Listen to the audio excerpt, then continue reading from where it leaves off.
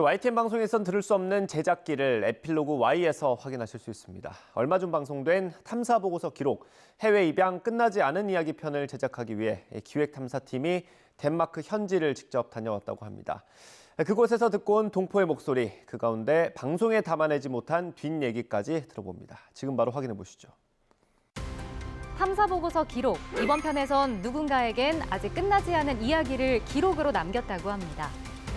해외 입양 동포의 안타까운 사연을 그들의 목소리로 직접 확인할 수 있었는데요. 과거부터 지금까지 이어져 온 우리나라 해외 입양 실태를 짚어본 기획탐사팀의 못다한 이야기를 들어봅니다. 오늘 에필로그 Y 시간, 기획탐사 2팀 박기현 기자와 함께합니다. 네, 어서 오세요. 반갑습니다. 네, 제가 이번 탐사보고서 기록과는 좀 인연이 있습니다. 내레이션을 맡겨주셔서 제가 하게 됐었잖아요. 네. 혹시 제가 한 게 좀 도움은 됐나요? 어땠나요? 네, 상당히 많은 도움이 됐습니다. 저희 해외 입양 편에서 과거를 다룬 부분도 있었고 또 이제 개개인의 스토리를 다룬 부분도 있었는데 상황에 맞게 잘 전달해 주셔가지고 많은 도움이 됐습니다. 감사합니다. 이번에 주제가 해외 입양이었습니다. 근데 이 해외 입양이 이제 과거부터 현재까지 계속 이어져 온 것으로 알고 있는데 어떻게 해서 해외 입양에 대해서 좀 관심을 갖게 되셨어요? 네, 올해가 해외 입양, 우리나라가 해외 입양 시작한 지 70년이 되는 해예요. 그리고 공식 집계된 해외 입양아 수만 해도 16만 8천여 명에 달할 정도인데요. 그러면 과연 지금까지 해외 입양의 과정이 순탄했고 또 입양인들이 행복한가? 다 그렇진 않다는 거죠. 지금도 상당수 많은 해외 입양인들이 자신의 과거 입양 과정에서 서류가 조작됐다든지 아니면 인권 침해를 겪었다고 조사위에 진정을 제출하고 있는 상황이에요. 그래서 그 해외 입양 과정에서 어떤 문제들이 있었고 또 당시 정부는 어떤 역할을 했는지 저희가 관심을 갖고 취재를 하게 됐습니다. 그러니까 본인의 해외 입양과 기록에 좀 문제를 제기하는 덴마크 해외 입양인들을 만나셨잖아요. 근데 많은 나라가 있었을 텐데 왜 덴마크 출장을 가게 되신 건가요?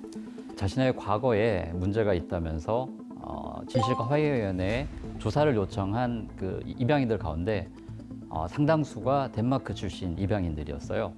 62%니까 절반 이상이 덴마크 출신이었는데요. 그만큼 자신의 과거에 대한 진실을 파악하려는 의지나 열의가 상당했다는 거고요. 그래서 상당히 취재나 인터뷰하는데 저희가 많은 도움을 얻을 수 있었고요. 또 한 가지는 최근에 덴마크 정부가 그 한국 입양 과정의 문제에 대해서 조사를 시작을 했는데 정부를 상대로 저희가 인터뷰를 위해서도 덴마크 출장이 필요한 부분이었습니다. 덴마크에서 취재를 하시고 입양인들과 소통하는 과정에서 좀 기억에 남는 일도 있었을까요? 네, 우리가 그 유럽인들은 모두가 다 영어를 잘한다라고 생각하기 쉬운데 꼭 그런 건 아니더라고요. 한국에서 입양을 간 덴마크 입양인들이 이제 외향적으로는 한국인이지만 한국말은 전혀 못하는 상황이었고요.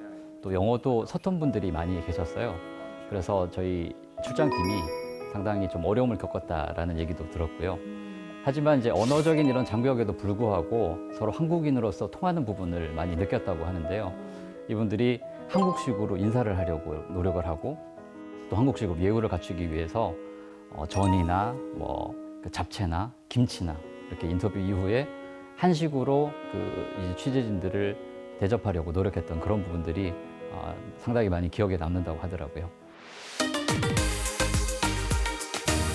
이번 편을 보면서도 저도 다시 한번 느꼈던 게 역시 제작진이 정말 많은 노력을 하셨구나라는 생각이 들었어요. 자료 수집부터 좀 어려운 점은 없으셨나요? 저희가 그 자료를 수집하는 데 있어서 과거에 해외 입양이 어떻게 이루어졌는지에 초점을 맞춰서 저희가 자료를 수집을 했는데요. 입양 과정의 문제에 대해서 우리 정부는 어떻게 인식을 하고 있었고 또 이 문제를 어떻게 해결하려고 노력을 했는지를 저희가 파악하는 데 중점을 뒀습니다. 그래서 그 국가기록원이 보유하고 있는 자료 가운데 당시 그 보건사회부가 입양 문제를 어떻게 해결하려고 했는지 알 수 있는 그 내부 문건들을 저희가 파악을 했고 또 한 가지는 국회 속기록에서 당시 입양 문제를 국회 차원에서는 어떻게 논의를 하고 있었는지 이 부분들을 중점적으로 저희가 파악을 했고요. 그럼 이 자료들을 좀 분석하는 데는 얼마나 걸리셨어요? 상당한 시간이 걸렸죠. 저희가 그 취재만 거의 석 달 가까이 취재를 했기 때문에 자료를 파악하는 데 가장 큰 중점을 뒀다고 할 수 있죠. 네. 그럼 이 자료를 확보해서 취재하는 과정에서 좀 제작진이 새롭게 알게 된 부분도 있었나요?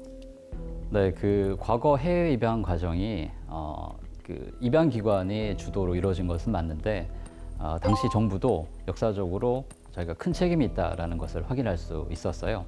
예를 들면은 그 당시 보건사회부 문건을 보면 그 한국 아동을 입양한 해외 부모 같은 경우에 상당히 그 한국에 우호적일 수 있기 때문에 민간 외교에 도움이 된다, 해외 입양이. 그리고 또 한 가지는 당시 기아와 미아가 상당했는데 네. 국내적으로 수용하기에 한계가 있었기 때문에 해외 입양이 필수적이다라는 이런 문건들을 저희가 확인하면서 상당히 정부의 역사적 책임을 물어야 한다, 이런 부분들을 인식할 수 있었습니다. 네, 문제를 제기한 시점이 사실 과거의 일이라서 쉽지 않았을 것 같은데 제작 과정에서 어려움은 없으셨나요? 말씀하신 대로 그 오래전의 자료다 보니까 자료를 확보하는 부분도 상당히 어려움이 있었고요. 또 당시 상황을 증언해 줄 수 있는 분을 만나는 것도 쉽지가 않았었는데요. 특히 그 입양기관을 취재하는 부분이 상당히 쉽지가 않았습니다. 그 입양인들의 과거를 확인하기 위해서는 입양기관의 도움이 절실한데도 불구하고 아무래도 이렇게 자기들의 어떤 문제점을 다루는 부분이기 때문에 소극적일 수밖에 없었는데요.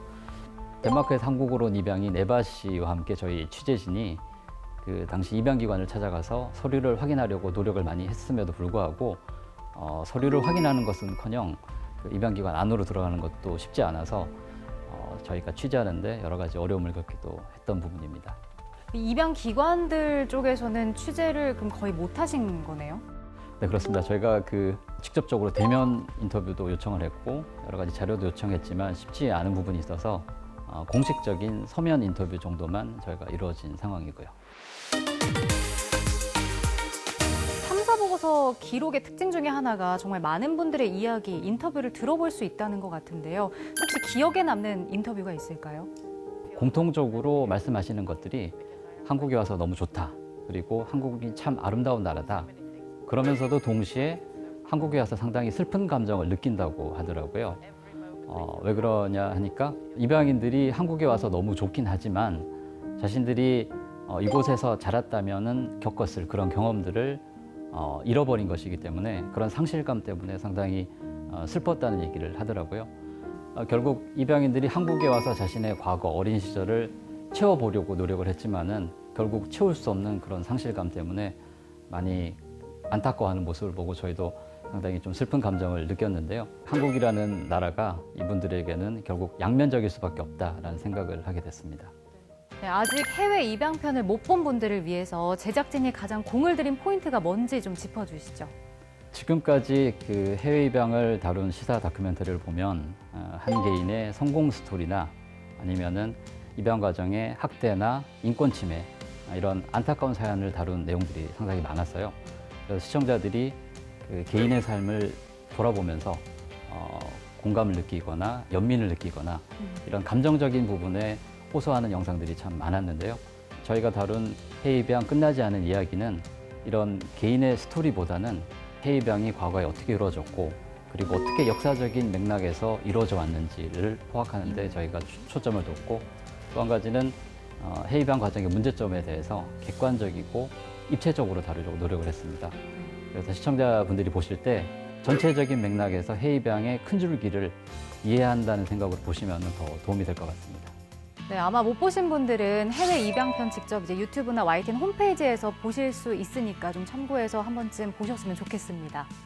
이번 편이 해외 입양 동포들에게 좀 의미 있는 변화라든지 긍정적인 도움을 줬던 부분이 있을까요? 방송이 나간 지 얼마 되지 않아서 아직까지 큰 변화를 느끼기는 힘든 부분이 있고요. 네. 다만 저희 방송에 인터뷰 응해줬던 입양인 분들로부터 고맙다는 얘기를, 메시지를 저희가 전해 들었고요. 또 한 가지는 해외 입양 문제를 해결하기 위해서 활동하시는 분들도 잘 봤다, 그리고 도움이 많이 됐다라는 얘기를 들었습니다. 네, 그럼 마지막으로 이번 편을 제작하시면서 제작진들도 많은 것을 좀 배우셨을 텐데 어떤 점을 좀 느끼셨는지 얘기해 주시죠.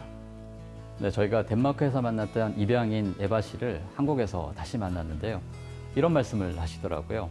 정말 모든 노력을 다해도 한 아이가 자기 나라에서 가족을 얻을 희망이 없다면 해외 입양 자체를 반대하지는 않는다. 그럼에도 불구하고 지금 이렇게 성장하고 발전한 대한민국에서 여전히 해외 입양을 보낸다는 것은 상식적이지 않다. 해외 입양이 지금까지도 계속되는데 여러 가지 이유가 있을 거예요. 입양기관의 오랜 관행 문제도 있을 거고 제도에 미흡한 부분도 있을 거고 또 정부의 소극적인 태도도 있겠지만 또 우리 사회의 여전한 입양에 대한 부정적인 인식도 한몫할 거라고 생각을 해요. 그래서 해외 입양 문제를 해결하는 것은 어떤 한 기관의 노력으로만 되지는 않고 우리 사회 모두의 관심이 필요하다는 점에서 아직 갈 길이 멀다, 이런 생각을 다시 한번 해봤습니다. 네. 이번 기록을 통해서 좀 해외 입양의 문제점이 하나씩 좀 개선됐으면 하는 그런 바람이고요. 우리 기획탐사팀의 의미 있는 기록, 다음 편도 저희가 기대를 해보도록 하겠습니다. 오늘 함께해 주셔서 고맙습니다. 감사합니다.